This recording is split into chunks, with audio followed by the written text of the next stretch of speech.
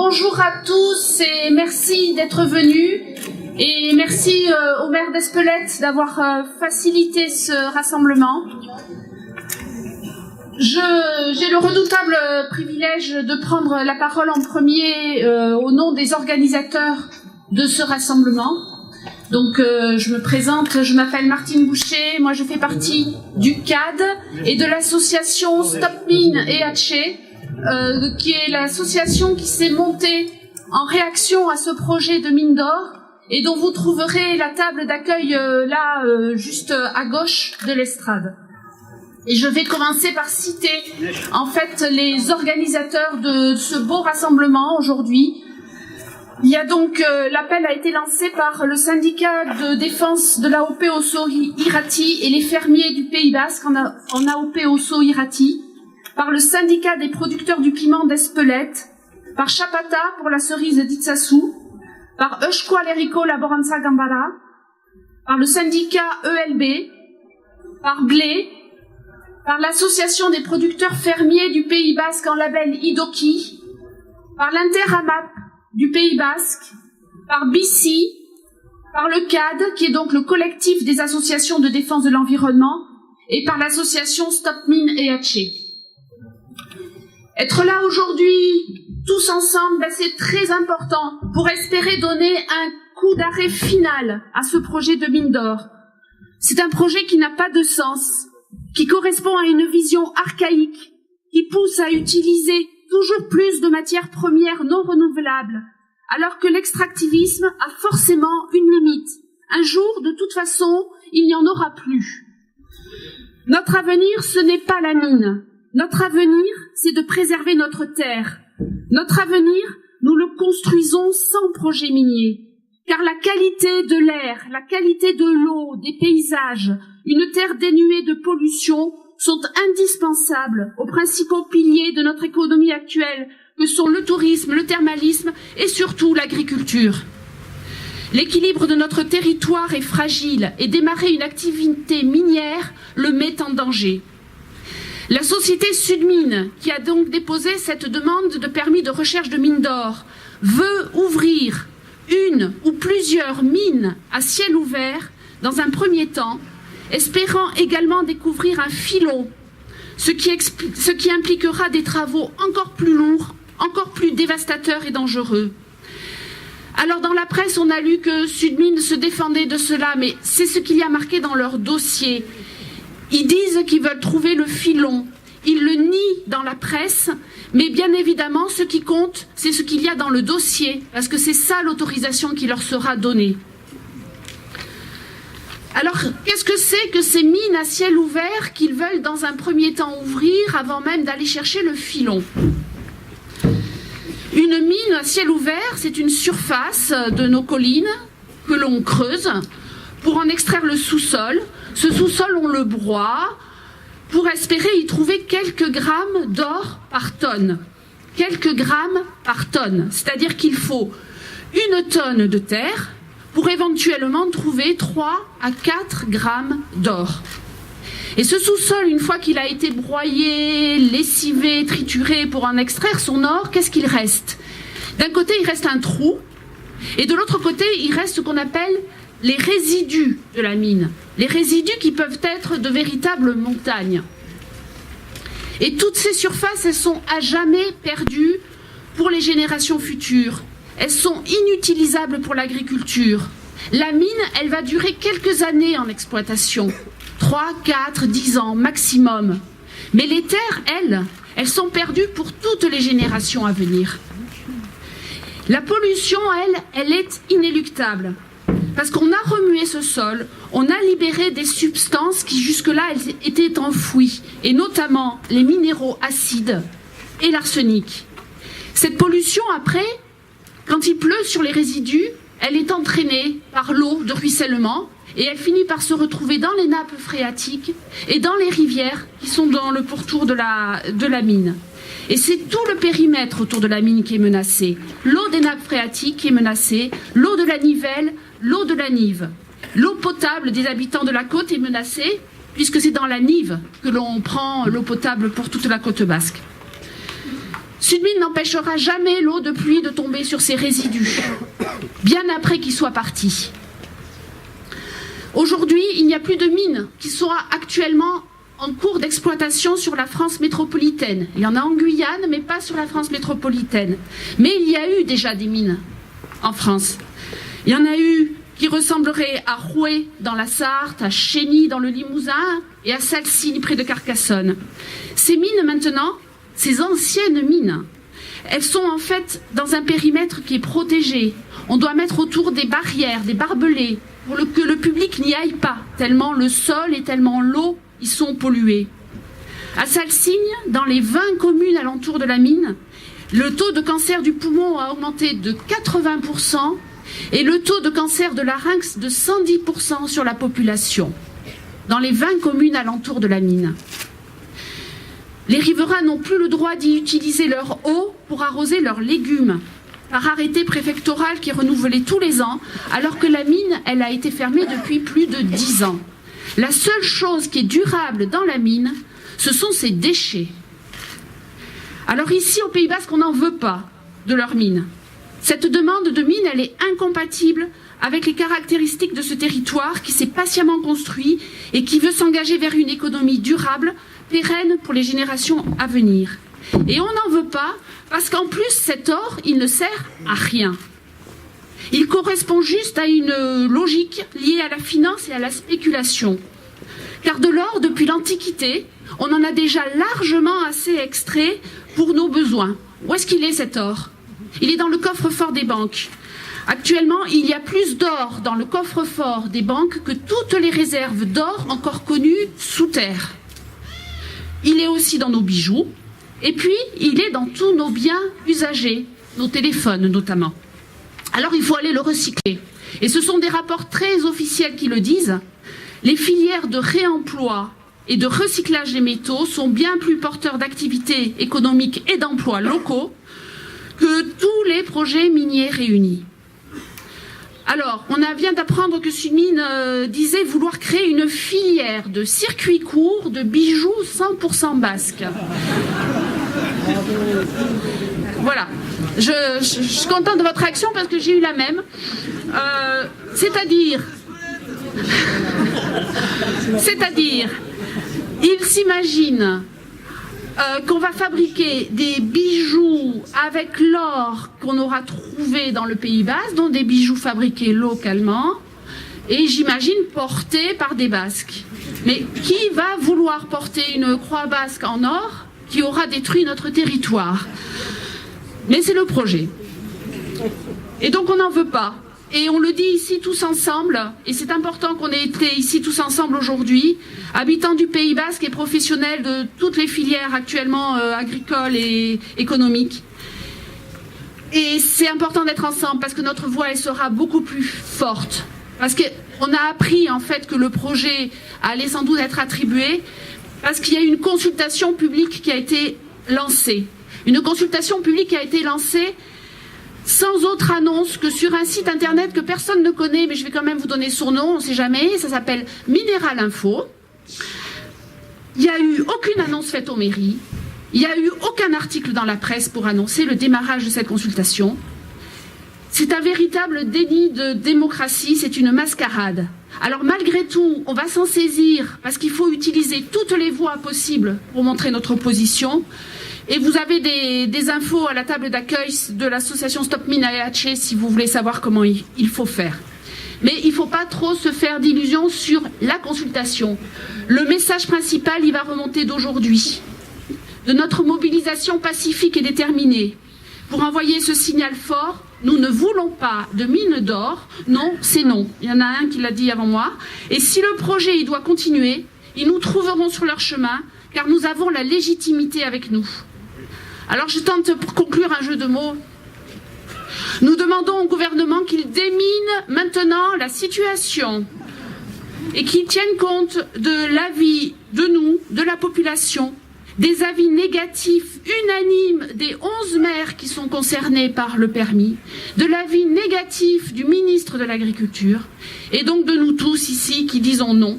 Nous demandons donc au gouvernement qu'il donne une fin de non-recevoir définitive à ce projet insensé, non au projet de mine d'or.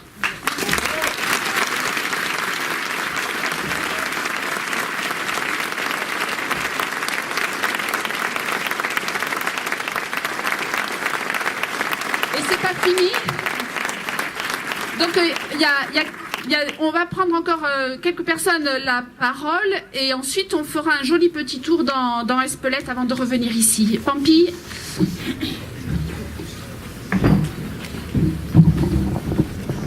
Bon, atxaldeon guzieri, eta mil esker hainbeste jende etorririk unat. Martinek proiektua zabalki aipatu du eta proiektu horren erokeria argitu du, uste dut aski argiki. Laborantzaren inguruan aipatu nahi ginuena, badakigu eskualegia orokorki ze dinamikoa den laborantzaren aldetik. Laborantza hemen gure ADN-ean dela erraiten aldugu, zinez gure baitako gauza importantea dela, gure historiako pundu ezinukatua eta gure zinez gure biziaren eguneroko tasunean agertzen den gauza bat. Hemengo laborariek, badira amarnaka urte, hasi direla hautatzen kalitatezko desmartxak eta hasi direla labeletan sartzen, badira hemen lau AOP Euskal Herrian, izendatuko ditut, nahiz eta gero Ramuntxo mintzatuko den biperaz hemen Espeletan baikira eta lurralde guzi hori unkitua baita eta biperaren lurraldea baita. Bada Espeletako bipera, lehenago bazen jadanik oso irrati gasnarena, bada kintoaren labela, bada irulegiko AOPa, beraz lau AOP, gero denek ezagutzen duzu itxasuko gerezia, bada biperestia eta hainitza antziko ditut, beraz ez ditut denak zerrendatuko. Eran nahi dut, aspaldidanik autua egin dugula kalitatezko proiektueri buruz eta produktueri buruz.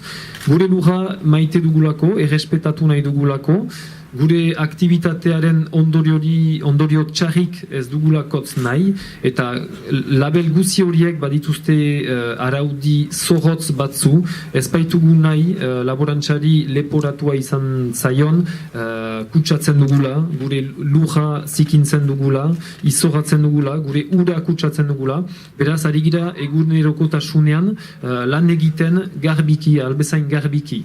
Lan egiten dugu ere, ura ipatzen baitugu, hainitz lan ari dira egiten azken urte hauetan ere, ura kudeatzen duten egiturekin, errobi ibaiaren egiturarekin, kostaldean diren saz delakoak lurraren edo uraren kudeatze eskema horietan, eta beraz lan luze bat ari gira geroari buruzko lan horiek ere maiten.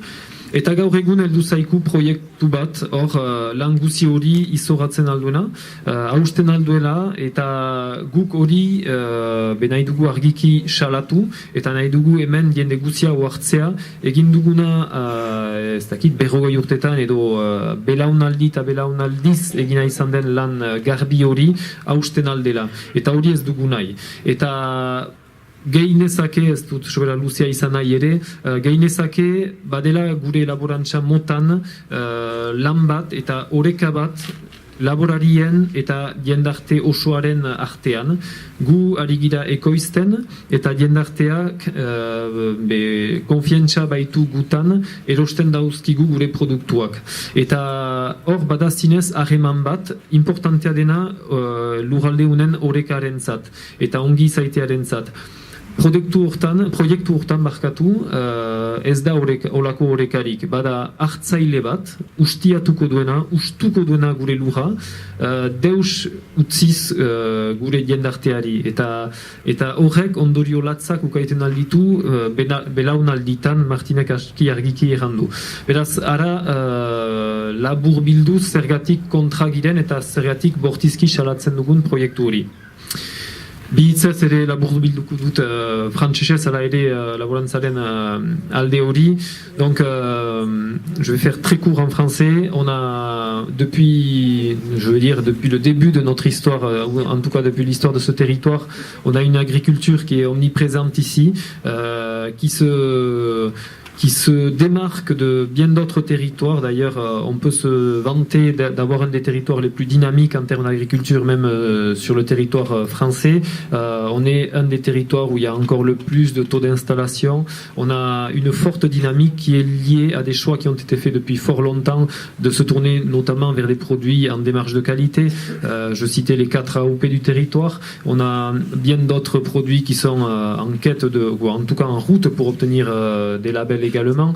On a donc une agriculture qui travaille consciencieusement, qui a des cahiers des charges imposés dans tous ces processus de qualité, un cahier des charges bien strict, qui fait que notre agriculture a une incidence la plus propre possible, la plus minime possible sur notre environnement, et notamment au niveau de l'eau. On essaie de faire très attention à l'incidence de notre activité sur l'eau. Différentes structures agricoles travaillent main dans la main avec des structures qui gèrent la qualité de l'eau sur notre territoire. Je pense au bassin versant de la Nive, je pense aux différents sages, que ce soit côtier basque ou à Douraval, etc. sur la côte. Et donc, on est vraiment en train de travailler au quotidien dans le respect de notre terre, bien sûr, que l'on ne veut juste qu'emprunter aux générations futures, et on veut que ces générations aient une terre encore de qualité et qui soit à même de produire des produits de qualité. Et aujourd'hui, on a un produit qui nous arrive, on ne sait d'où d'ailleurs, tombe du ciel vraiment de manière bien mal opportune, et en fait on a là vraiment une autre manière de penser, une autre manière de voir, une manière qui n'est vraiment pas durable. Martine l'a très bien expliqué, donc je ne vais pas rentrer dans tous les détails et dans tous les inconvénients d'un tel processus. Je dirais aussi ce que j'ai dit en basque en finissant, c'est que notre agriculture, ici, telle qu'on la pratique, elle est en lien avec le reste de la société. Il n'y a pas deux mondes face à face, il y a un monde agricole qui produit des produits de qualité, et une société en face qui est main dans la main avec nous, qui vient consommer ce que l'on produit parce qu'elle a confiance en nous, en notre manière de travailler. Et dans ce projet, on a une entreprise qui arrive, et on ne sait pas ce qu'il y aura après elle, mais on a une entreprise qui arrive pour prendre, et uniquement prendre. Elle va se saisir de notre sous-sol parce qu'il ne nous appartient pas, et on ne sait pas ce qu'elle va en faire, et elle va surtout rien restituer à notre territoire. Et ça, c'est vraiment dramatique, et on ne peut l'accepter. C'est pour ça qu'aujourd'hui, on est très heureux que vous soyez ici aussi nombreux, et on ne fait que démarrer une mobilisation. On espère que la mobilisation perdurera et qu'elle suffira à mettre un point final à tout ce tralala, on va dire. Mieszker.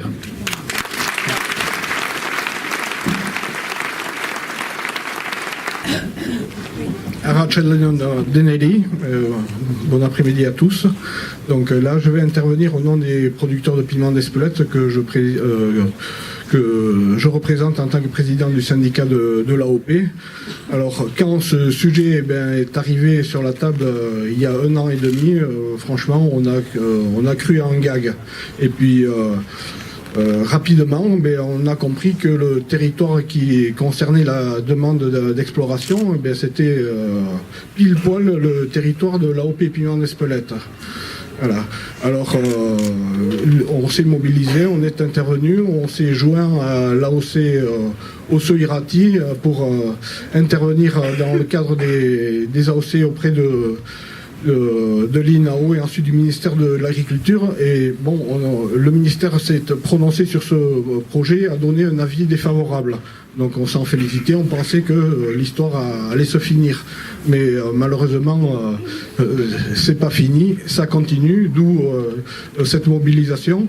Alors la phase dans laquelle on rentre, c'est une phase qui est officielle, hein, c'est une consultation gouvernementale suite à la demande de Sudmine d'obtention de ce permis d'explorer. Alors là aussi, on voit que tout le territoire est concerné. Si vous regardez dans les dossiers qui sont sur le site du gouvernement, et vous voyez que sur l'ensemble des 11 communes, il y a 140 points d'échantillonnage ou de sondage qui sont prévus dans le cadre de l'étude. Et ils sont bien répartis partout. Donc ça concerne tout le monde. Alors nous, en tant que producteurs de piments d'Espelette, mais aussi comme 85 producteurs engagés dans l'AOP Osso-Iraty sur ce territoire, plus un certain nombre de producteurs de AOC Quintoa aussi qui sont bien présents sur le territoire, nous demandons d'arrêter cette affaire. Pour nous, le gouvernement et le ministère de l'Industrie doivent rapidement se prononcer et donner une fin de non-recevoir définitive à cette demande de Sudmid. Voilà, Sudmid Campola.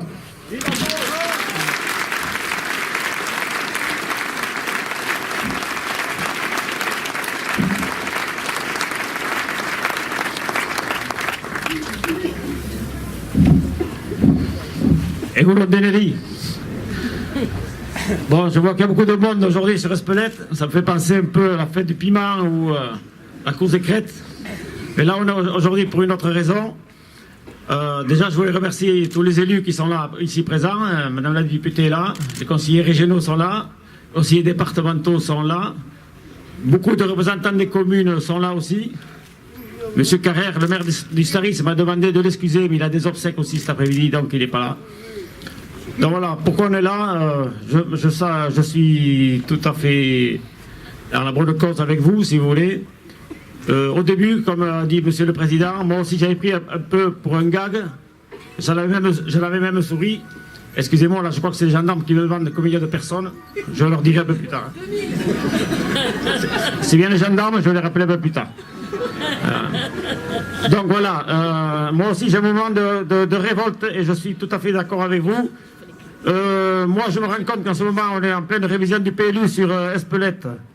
On a des cas particuliers à traiter.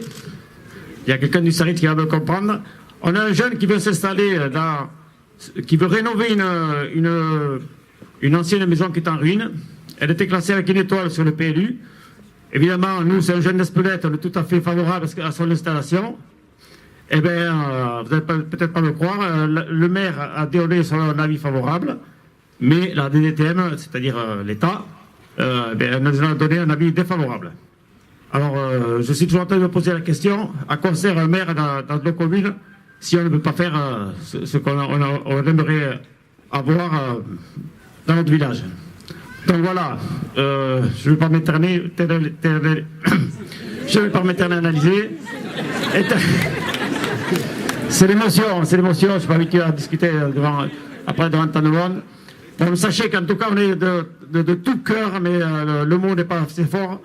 Je préfère avoir des producteurs de piments, des agriculteurs, des producteurs de fromage, des cerisiers, comment on dit, pour ceux qui font les cerises, je ne sais pas, ou des producteurs de fromage. Mais je préfère avoir ça sur Espelette qu'avoir des chercheurs d'or qui nous arrivent, je sais pas, j'ai regardé un peu le site, ils nous viennent d'Orléans, je crois, et qui restent à Orléans, et puis nous, on restera dans notre Pays Basque. Merci beaucoup.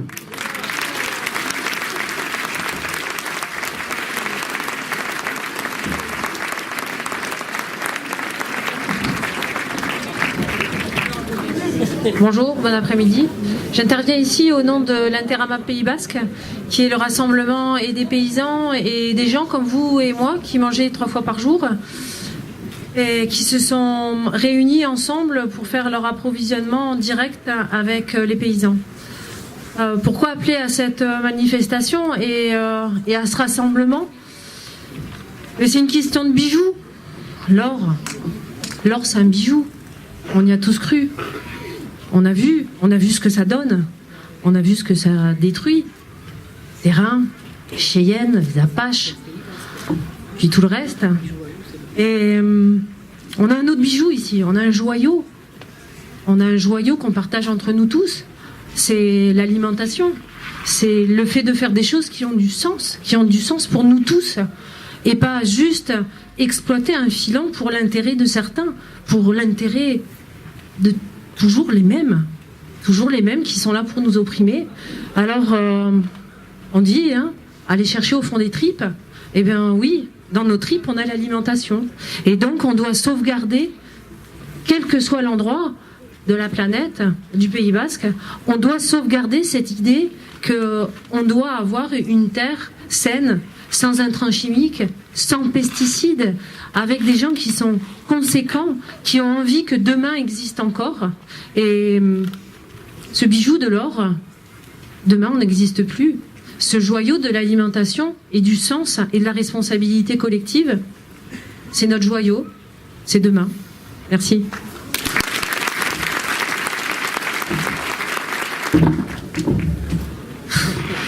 Arratsaldeon deneri, voilà, je fais partie de l'association Stop Mine et Hatché. On est content de voir qu'il y a du monde aujourd'hui, car il y a un peu plus d'un an à peu près, on avait eu peur en entendant qu'il pouvait y avoir ce projet dévastateur ici. Donc on a pris conscience de ça, on a monté une assoce, on a essayé de faire passer le message comme on pouvait, avec les moyens qu'on pouvait, avec des banderoles, des réunions publiques. Et un an après, si on avait peur avant, aujourd'hui, on a déjà beaucoup moins peur. J'espère que la peur sera dans l'autre camp.